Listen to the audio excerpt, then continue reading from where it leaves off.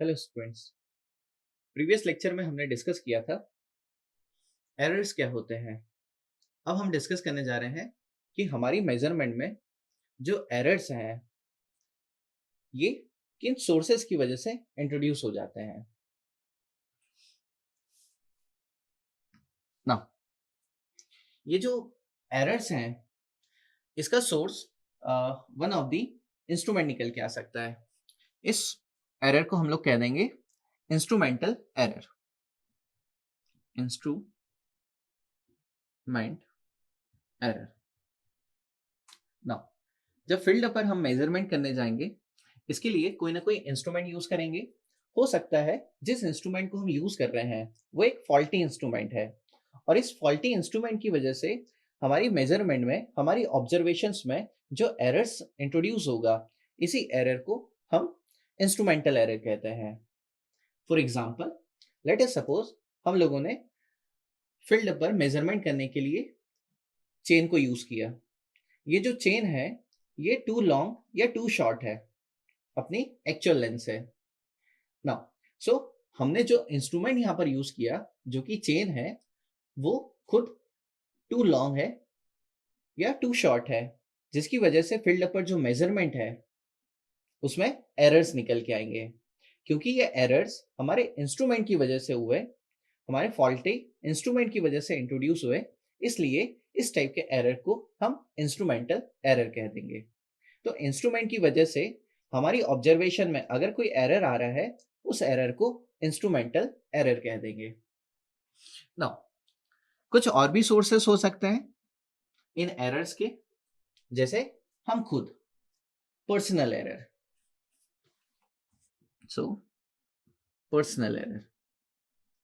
Now personal error जब field पर हम जाएंगे, जब फील्ड पर कोई ऑब्जर्वेशन करने के लिए, कुछ मेजरमेंट करने के लिए जब हम जाएंगे किसी इंस्ट्रूमेंट की हेल्प से, तो ये मेजरमेंट कौन कर रहा होगा फील्ड पर? हम खुद ना। सो हमारी खुद की वजह से भी फील्ड पर क्या हो सकता है, हमारी मेजरमेंट में एरर्स आ सकते हैं और इन एरर को हम पर्सनल एरर कह सकते हैं।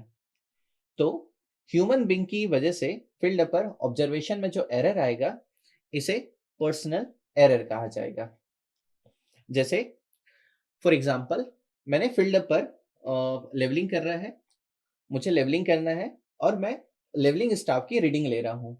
अब जो लेवलिंग स्टाफ है उसकी रीडिंग मैं अपनी आई साइट वीक होने की वजह से रीड नहीं कर पा रहा हूँ और उसकी वजह से जो रीडिंग मैंने ली उसमें एरर आ गया। इस टाइप के एरर को पर्सनल एरर कह देंगे।